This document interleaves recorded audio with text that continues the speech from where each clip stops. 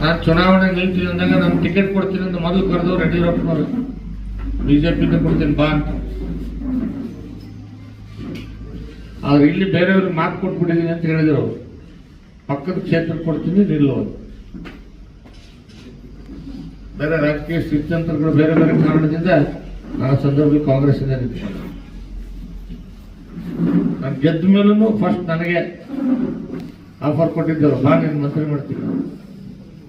ನಾನು ಹೋಗ್ಲಿಲ್ಲ ಅಷ್ಟೇ. 2013 ಏನೋ ಅವರು ಕೆಜೆಪಿ ಪಕ್ಷ ಕಟ್ಟಿದ್ರಲ್ಲ, ಅವಾಗೂ ನನ್ನ ಕರೆದು, ಅವಾಗಲೂ ನಾನು ಹೋಗ್ಲಿಲ್ಲ. ನನಗೆ 2018 ಮತ್ತೆ ನನಗೆ ನಿನಗೆ ಅಲ್ಲಿದ್ರು ಬೇರೆ ಎಲ್ಲ ಇಲ್ಲಿ ಬಾ ನೀನು ಅಂತ ಹೇಳಿ ನಾನು ಇಲ್ಲಿ ಕರೆದು ಟಿಕೆಟ್ ಕೊಟ್ಟರು. ಅಷ್ಟೇ ಅಲ್ಲ, ನನ್ನ ಚುನಾವಣಾ ಪ್ರಚಾರಕ್ಕೆ ಬಂದರು, ನಾನು MLA ಮಾಡಿದ್ರು, ನಾನು ಮಂತ್ರಿ ಮಾಡಬೇಕು ಅನ್ನೋ ಆಸೆನೂ ಇತ್ತು ಅವ್ರಿಗೆ. ಆದ್ರೆ ಕಾರಣಾಂತರಗಳಿಂದ ಆ ಸಂದರ್ಭದಲ್ಲಿ 17 ಸೀಟು ನಾವು ಕಡಿಮೆ ಬಂದಿದ್ವಿ. ನಾವೆಲ್ಲ ಅವರು ಶಿಷ್ಯಂದರು. ನಮ್ಮ ನೇರವಾಗಿ ಯಡಿಯೂರಪ್ಪನವ್ರ ಮನೆ ಅಡಿಗೆ ಮನೆ ನಮ್ದು. ಆ ರೀತಿ ಇದೀವಿ, ಇವತ್ತಿಗೂ ಇದೀವಿ.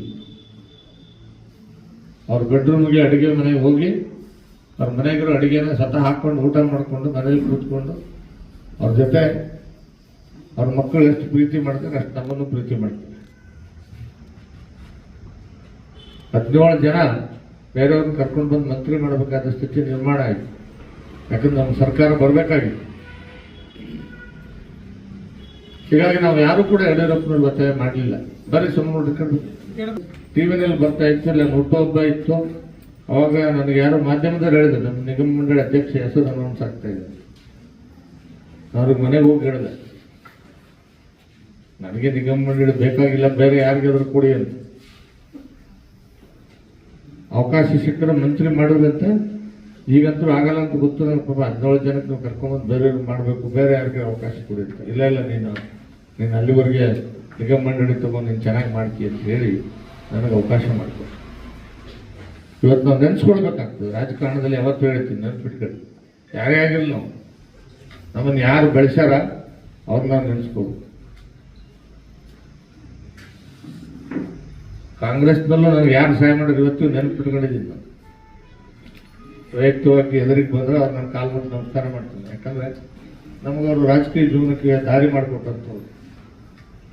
ಯಡಿಯೂರಪ್ಪನವರು ನನ್ನನ್ನು ಗುರುತಿಸಿ 2008ಕ್ಕಿಂತ ಮುಂಚಿತವಾಗಿ ಪ್ರಥಮವಾಗಿ ರಾಜ್ಯದಲ್ಲಿ ಯಾರಾದ್ರೂ ನಾಯಕರು ನನ್ನ ಗುರುತಿಸಿದ್ರೆ ರಾಜಕಾರಣಕ್ಕೆ ಮುಂಚಿತವಾಗಿ ಅದು ಯಡಿಯೂರಪ್ಪನವರು.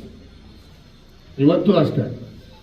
ನಾನು ಚುನಾವಣೆಯಲ್ಲಿ ಸೋತರು ಕೂಡ ಈ ವ್ಯಕ್ತಿ ಉತ್ತರ ಕರ್ನಾಟಕದಲ್ಲಿ ಒಳ್ಳೆ ಶಕ್ತಿಯಾಗಿ ಹೋರಾಟ ಮಾಡ್ತಾನೆ.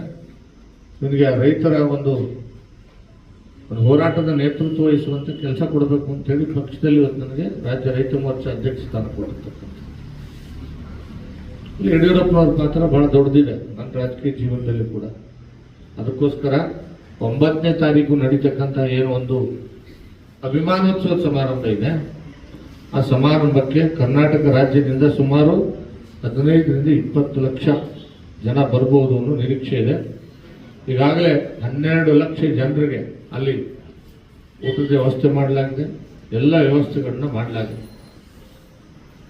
ಅಲ್ಲಿ ಬರ್ತಕ್ಕಂಥ ಜನರಿಗೆ ನೀರಿನ ವ್ಯವಸ್ಥೆ ಇರ್ಬೋದು, ಆಂಬ್ಯುಲೆನ್ಸ್ಗಳ ವ್ಯವಸ್ಥೆ ಇರ್ಬೋದು, ಅಥವಾ ಅಲ್ಲಿ ಏನಾದರೂ ಮೆಡಿಕಲ್ ಎಮರ್ಜೆನ್ಸಿಗಳಿದ್ರೆ ಅದಕ್ಕೆ ಏನು ಮಾಡಬೇಕು, ಎಲ್ಲ ವ್ಯವಸ್ಥೆಗಳನ್ನ ಇವತ್ತು ಮಾಡಿದ್ದಾರೆ. ವಿಜಯಪುರ ಜಿಲ್ಲೆಯಲ್ಲಿ ನಿನ್ನೆ ಈಗಾಗಲೇ ನಮ್ಮ ಸಭೆ ನಡೆದಿದೆ. ವಿಜಯಪುರ ಜಿಲ್ಲೆಯಿಂದ ಸುಮಾರು ಒಂದು 20,000 ಜನ ಕಾರ್ಯಕ್ರಮದಲ್ಲಿ ಭಾಗವಹಿಸಬೇಕು ಅನ್ನುವಂಥ ಒಂದು ತೀರ್ಮಾನ ಆಗಿರ್ತಕ್ಕಂಥ. ಹೀಗಾಗಿ ನನ್ನ ವಿಧಾನಸಭಾ ಕ್ಷೇತ್ರದಿಂದ ಕನಿಷ್ಠ ಒಂದು 3,000ರಿಂದ 4,000 ಜನರವರೆಗೆ ನನ್ನ ಕಾರ್ಯಕರ್ತರಲ್ಲ, ಮತ್ತು ಬರೀ ನಮ್ಮ ಭಾರತೀಯ ಜನತಾ ಪಕ್ಷದ ಕಾರ್ಯಕರ್ತರು ಅಷ್ಟೇ ಅಲ್ಲ, ಯಡಿಯೂರಪ್ಪನವರ ಅಭಿಮಾನಿಗಳು ಎಲ್ಲ ಪಕ್ಷದಲ್ಲೂ ಇದ್ದಾರೆ. ಯಡಿಯೂರಪ್ಪನವರ ಸರ್ಕಾರದ ಅವಧಿಯಲ್ಲಿ ಅವರಿಂದ ಸಹಾಯ ಪಡೆದಿರ್ತಕ್ಕಂಥ ಲಕ್ಷಾಂತರ ಜನ ಫಲಾನುಭವಿಗಳಿದ್ದಾರೆ. ಉದಾಹರಣೆ ಹೇಳಬೇಕಂದ್ರೆ ಭಾಗ್ಯಲಕ್ಷ್ಮಿ ಯೋಜನೆ ಇವತ್ತು ಈ ತಾಲೂಕಿನಲ್ಲಿ 18 ವರ್ಷ ವಯಸ್ಸು ತುಂಬಿರ್ತಕ್ಕಂಥ ಹೆಣ್ಮಕ್ಳು ಎಷ್ಟು ಜನ ಇದ್ದಾರಲ್ಲ, ಅವರೆಲ್ಲರೂ ಕೂಡ ಭಾಗ್ಯಲಕ್ಷ್ಮಿ ಬಾಂಡ್ಗಳ ಫಲಾನುಭವಿಗಳಿದ್ದಾರೆ.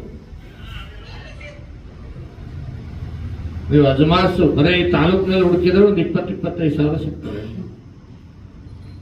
ಭಾಗ್ಯಲಕ್ಷ್ಮಿ ಬಾಂಡ್ಗಳನ್ನ ಅವರು ಪ್ರಾರಂಭ ಮಾಡಿದ್ದು 2008ರಲ್ಲಿ. ಅದ್ರ ಜೊತೆಗೆ ರೈತರಿಗೆ ಫ್ರೀ ಕರೆಂಟ್ ಕೊಡುವಂತ ಯೋಜನೆ ಜಾರಿಗೆ ತಂದಿತ್ತು. ಫಸ್ಟ್ ಯಡಿಯೂರಪ್ಪನವರು ಗಮನದಾಗಿದ್ದು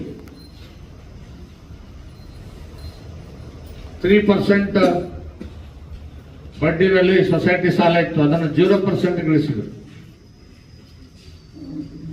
ಅದನ್ನ 0% ಇಳಿಸ್ತಕ್ಕಂಥವ್ರು ಯಡಿಯೂರಪ್ಪನವರು. ಅದನ್ನ 5 ಲಕ್ಷವರೆಗೆ ಅದನ್ನು ಕೊಡಬೇಕು ಅಂತ ತೀರ್ಮಾನ ಮಾಡಿದ್ದು ಯಡಿಯೂರಪ್ಪನವರು. ನೇಕಾರ ಸಮಾಜ, ಬಹುಶಃ ನೇಕಾರನ ಯಾರು ಗುರುತಿಸಿಲ್ಲ. ಯಡಿಯೂರಪ್ಪನವರು ನೇಕಾರ ಸಮಾಜದ ಸಾಲ ಮನ್ನಾ ಮಾಡಿದ್ರು. ಅವ್ರಿಗೆ ಈ ಕರೆಂಟ್ ನಲ್ಲಿ ಏನು ಅವರು ಈ ಮೊದಲು ಕೈಲೇ ಇದನ್ನ ಕಾಲಿಂದ ಕೈಯಿಂದ ಎಣಿತಿದ್ರು, ಅದನ್ನ ಮಷಿನ್ ಬರ್ತಿದ್ರು. ಅದಕ್ಕೆ ಕರೆಂಟ್ಗೆ ಸಬ್ಸಿಡಿ ಕೊಟ್ಟಿರ್ತಕ್ಕಂಥವ್ರು ಯಡಿಯೂರಪ್ಪನವರು. ಅಕೌಂಟ್ಗಳಿಗೆ ನೇರವಾಗಿ ದುಡ್ಡು ಹಾಕುವಂತ ಪ್ರಧಾನಮಂತ್ರಿ ಕಿಸಾನ್ ಸನ್ಮಾನ್ ಯೋಜನೆಗೆ ಇವರು 4,000 ರೂಪಾಯಿ ಕೊಟ್ಟು ರೈತರಿಗೆ ನೇರವಾಗಿ ದುಡ್ಡು ಹಾಕಿದ್ರು ಯಡಿಯೂರಪ್ಪನವರು.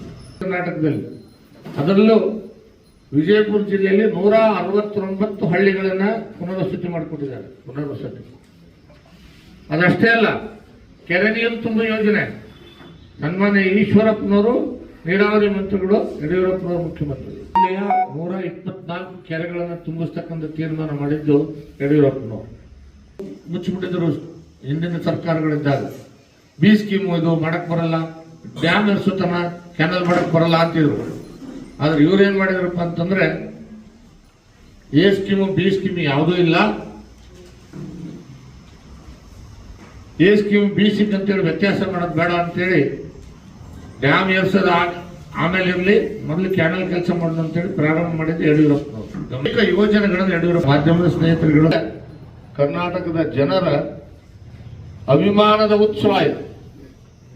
ಯಡಿಯೂರಪ್ಪನವ್ರ ಮೇಲೆ ಕರ್ನಾಟಕದ ಜನ ಇಟ್ಟಿರ್ತಕ್ಕಂಥ ಒಂದು ಅಭಿಮಾನದ ಉತ್ಸವವನ್ನ ಬಹಳ ದೊಡ್ಡ ಮಟ್ಟದಲ್ಲಿ ಚಿತ್ರದುರ್ಗದಲ್ಲಿ ಮೇ 9ನೇ ತಾರೀಕು ಜರುಗಲಿದೆ. ಅದಕ್ಕೆ ವಿಜಯಪುರ ಜಿಲ್ಲೆಯಿಂದ ಸುಮಾರು 20,000 ಜನ ಹೋಗ್ತಾರೆ ಮತ್ತು ಅದ್ರ ಜೊತೆಗೆ ಇದರಲ್ಲಿ ಭಾಗವಹಿಸ್ತಾರೆ. ನಾನು ಈ ಸಂದರ್ಭದಲ್ಲಿ ತಾಲೂಕಿನ ರೈತ ಪರ ಹೋರಾಟಗಾರರೇನು ಅವ್ರ ಜೊತೆ ಸಮಕಾಲೀನ ಕೆಲಸ ಮಾಡಿದವರು ಇದ್ದಾರೆ. ಇಲ್ಲಿ ಪ್ರಭು ಕಡಿಯವರು ಬಹಳಷ್ಟು ಜನ ಇದ್ದಾರೆ. ಯಡಿಯೂರಪ್ಪನವ್ರು ಯಾವ ರೀತಿ ಬರ್ತಿದ್ರು ಅಂತಕ್ಕಂಥದ್ದು ಎಲ್ರಿಗೂ ಗೊತ್ತಿರ್ತಕ್ಕಂಥ ವಿಚಾರ. ಅವ್ರ ಬಸ್ನಲ್ಲೂ ಬಂದವ್ರೆ, ಲಾರಿ ಒಳಗೂ ಬಂದವ್ರೆ. ಅವ್ರ ಅಂಬಾಸಡರ್ ಕಾರ್ನ ಪ್ರದರ್ಶನ ಮಾಡ್ತಾ ಇದ್ದಾರೆ ಅವ್ರು ಯೂಸ್ ಮಾಡಿರ್ತಕ್ಕಂಥ. ಬಿ ಶಿವಪ್ಪನವರು, ಅನಂತ್ ಕುಮಾರ್ ಅವರು, ಈಶ್ವರಪ್ಪನವರು, ಎಸ್ ಮಲ್ಲಿಕಾರ್ಜುನ್ ಅವರು, ಶಂಕರಮೂರ್ತಿ ಅವರು, ಇದೆಲ್ಲ ಟೀಮ್ ಅವರು ಬೆವರು ಸುರಿಸಿ ಇವತ್ತೇನು ಪಕ್ಷ ಕಟ್ಟಿದ್ದಕ್ಕೆ ನಾವೆಲ್ಲ ಪಕ್ಷದಲ್ಲಿ MLAಗಳಾಗಿದ್ದೀವಿ, ಅಧಿಕಾರ ಅನುಭವಿಸಿದ್ದೀವಿ, ಸ್ಥಾನಮಾನವನ್ನು ಪಡೆದಿದ್ವಿ, ಅನೇಕ ಜನ ಪದಾಧಿಕಾರಿಗಳಾಗಿದ್ದೀವಿ. ಯಡಿಯೂರಪ್ಪ ಅಂದ್ರೆ ಭಾರತೀಯ ಜನತಾ ಪಕ್ಷ, ಆ ದೆಸೆಯಲ್ಲಿ ಅವರು ಹೋರಾಟ ಮಾಡಿ ಪಕ್ಷವನ್ನು ಕಟ್ಟಿರ್ತಕ್ಕಂಥದ್ದು. Without Yediyurappa no BJP. ಕರ್ನಾಟಕದಲ್ಲಿ 40 ವರ್ಷಗಳ ಕಾಲ ಇವತ್ತು ಉತ್ತುಂಗ ಸ್ಥಿತಿಯಲ್ಲಿ ಬಿಜೆಪಿ ಇದೆ. ಆದ್ರೆ ಅವತ್ತು ಬಿಜೆಪಿ 4 ಜನ ಇರ್ತಿರ್ಲಿಲ್ಲ. ಅದಕ್ಕೆ ಗೊತ್ತಿದೆ, ನಾಮಿನೇಷನ್ ಮಾಡಕ್ಕೆ ಯಾರು ಸಿಗ್ತಿರ್ಲಿಲ್ಲ. ಹಿಡ್ಕೊಂಬಂದು ನಾಮಿನೇಷನ್ ಮಾಡಿಸ್ಬೇಕಾಗಿತ್ತು ಎಲೆಕ್ಷನ್ಗಳಿಗೆ. ಏಜೆಂಟ್ರುಗಳು ಯಾರು ಇರ್ತಿದ್ದಿಲ್ಲ. ಒಲಿಗೆ ಒಂದು ಅಭಿಮಾನದ ಅಭಿನಂದನೆಗಳನ್ನ, ಒಂದು ಅಭಿಮಾನದ ಉತ್ಸವವನ್ನ ಮೇ 9ನೇ ತಾರೀಕು ನಡೀತಿದೆ. ಅವತ್ತು ಅಮಿತ್ ಶಾಜಿಯವರು, ಕೇಂದ್ರದ ಗೃಹ ಸಚಿವರು, ನಮ್ಮ ನಾಯಕರಾಗಿರ್ತಕ್ಕಂಥ ಅಮಿತ್ ಶಾಜಿಯವರು ಆ ಕಾರ್ಯಕ್ರಮದಲ್ಲಿ ಮುಖ್ಯ ಅತಿಥಿಗಳಾಗಿ ಭಾಗವಹಿಸ್ತಾ ಇದ್ದಾರೆ. ಈ ರಾಜ್ಯದ ಎಲ್ಲ ಹರಗುರು ಚರಮೂರ್ತಿಗಳು ಎಲ್ಲರೂ ಕೂಡ ಕಾರ್ಯಕ್ರಮದಲ್ಲಿ ಭಾಗವಹಿಸ್ತಾರೆ. ನಾನು ನಿಮ್ಮನ್ನು ಇನ್ನೊಂದು ನೆನಪಿಸ್ಲಿಕ್ಕೆ ಬಯಸ್ತೇನೆ. ಹಿಂದೆ ಯಡಿಯೂರಪ್ಪನವರು ಒಂದು ಕಾರ್ಯಕ್ರಮ, ಬಹುಶಃ ಹುಟ್ಟುಹಬ್ಬದ ಕಾರ್ಯಕ್ರಮ ಅಂತ ಕಾಣ್ತದೆ, ಅರಮನೆ ಮೈದಾನದಲ್ಲಿತ್ತು. ಸಿದ್ದರಾಮಯ್ಯನವರು ವಿರೋಧ ಪಕ್ಷದ ನಾಯಕರು. ಅವರು ಯಡಿಯೂರಪ್ಪನವ್ರಿಗೆ ಬಂದು ಅಭಿನಂದನೆ ಹೇಳಿದ್ರು.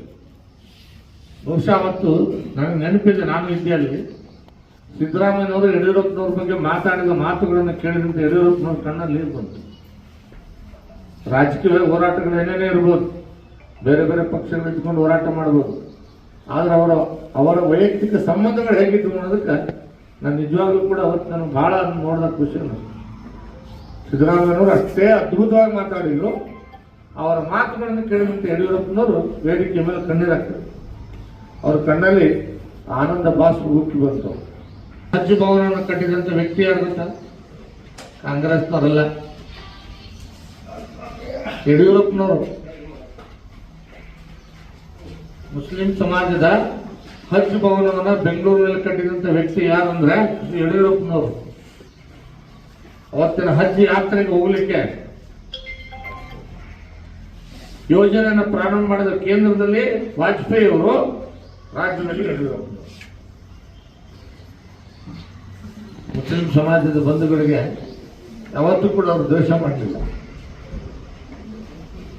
ಅಂತಹ ವ್ಯಕ್ತಿ ಇವತ್ತು ಇನ್ನೂ ಕೂಡ ಅಷ್ಟು ವಯಸ್ಸಾಗಿದ್ರು ಕೂಡ ಇನ್ನೂ ಅವ್ರು ಮಾತಾಡೋ ಮಾತುಗಳು ಕೇಳಿದ್ರು. ನಾನು ಇನ್ನೂ ರಾಜ್ಯ ಸುತ್ತೀನಿ ಅಂತವ್ರು, ಇನ್ನೂ ರಾಜ್ಯ ಸುತ್ತೀನಿ, ನಾನೆಲ್ಲ ವಿಧಾನಸಭಾ ಕ್ಷೇತ್ರಗಳಿಗೆ ಬರ್ತೀನಿ, ಬನ್ನಿ ಪಕ್ಷ ಕಟ್ಟೋಣ ಅಂತ. ರೈತ ಮೋರ್ಚಾ ಅಧ್ಯಕ್ಷನಾಗಿದ್ದೀನಿ. ಅದ್ರ ಜೊತೆಯಲ್ಲಿ ಅವರು ಕೂಡ ರೈತ ನಾಯಕರಾಗಿರೋದ್ರಿಂದ 8ನೇ ತಾರೀಕು ಅವ್ರನ್ನ ಚಿತ್ರದುರ್ಗದ ಪುರಪ್ರವೇಶಕ್ಕೆ ಸ್ವಾಗತ ಮಾಡಿಕೊಳ್ಳೋ ಜವಾಬ್ದಾರಿಯನ್ನು ನನಗೆ ಕೊಟ್ಟಿದ್ದಾರೆ. ಇಡೀ ರಾಜ್ಯದ ರೈತರ ಪರವಾಗಿ ಅವತ್ತು ಸುಮಾರು 10,000 ಜನ ರೈತರು ಬೇರೆ ಬೇರೆ ಜಿಲ್ಲೆಗಳಿಂದ ಬಂದು ವಿಶೇಷವಾದಂಥ ರೀತಿಯಲ್ಲಿ ಅವ್ರನ್ನ ಚಿತ್ರದುರ್ಗಕ್ಕೆ ಪುರಪ್ರವೇಶಕ್ಕೆ ಸ್ವಾಗತ ಮಾಡತಕ್ಕಂಥ ಆ ಸ್ವಾಗತ ಜವಾಬ್ದಾರಿಯನ್ನ ನನಗೆ ಕೊಟ್ಟಿರೋದ್ರಿಂದ ನಾನು ನಾಳೆನೇ ಚಿತ್ರದುರ್ಗಕ್ಕೆ ಹೋಗ್ತಾ ಇದ್ದೆ. ನಾಳೆ ಇಡೀ ರಾಜ್ಯ ಮಟ್ಟದ ಎಲ್ಲ ನಮ್ಮ ಯಾವ ಪಕ್ಷದಿಂದಾಗಲಿ ಅಥವಾ ಯಡಿಯೂರಪ್ಪಜಿಯವರಿಂದಾಗಲಿ ಅಥವಾ ವಿಜೇಂದ್ರ ರಾಜಯವರಾಗಲಿ ಯಾರಿಗೂ ಕೂಡ ₹1 ಸಹಾಯ ಪಡೆದು ಮಾಡ್ತಕ್ಕಂಥ ಕಾರ್ಯಕ್ರಮ ಇದೆಲ್ಲ. ಇದು ನಮ್ಮ ಕಾರ್ಯಕರ್ತರು ನಾವೆಲ್ಲರೂ ಕೂಡ ಸ್ವಯಂ ಪ್ರೇರಣೆಯಿಂದ ನಾವೆಲ್ಲರೂ ಕೂಡ ನಮ್ಮದೇ ವಾಹನಗಳನ್ನು ಮಾಡಿಕೊಂಡು ನಮ್ಮದೇ ಖರ್ಚು ವೆಚ್ಚಗಳಲ್ಲಿ ಕಾರ್ಯಕ್ರಮಕ್ಕೆ ಹೋಗ್ತಾ ಇದ್ದೇವೆ ಮತ್ತು ಕಾರ್ಯಕ್ರಮವನ್ನು ಯಶಸ್ವಿಗೊಳಿಸ್ತಾ ಇದ್ದೇವೆ ಅಂತಕ್ಕಂಥದ್ದನ್ನ ಈ ಸಂದರ್ಭದಲ್ಲಿ ನಾನು ಹೇಳಕ್ಕೆ ಬಯಸ್ತೇನೆ. ಎಲ್ಲ ಮಾಧ್ಯಮದ ಸ್ನೇಹಿತರಿಗೆ ಧನ್ಯವಾದಗಳು. ಇನ್ನಷ್ಟು ಸುದ್ದಿಗಾಗಿ ನೋಡ್ತಾ ಇರಿ ಜನರ ಕೂಗು ಯೂಟ್ಯೂಬ್ ಚಾನಲ್. ಇದು ನಿಮ್ಮದೇ ಧ್ವನಿ. ಸಬ್ಸ್ಕ್ರೈಬ್ ಮಾಡಲು ಮರೆಯಬೇಡಿ.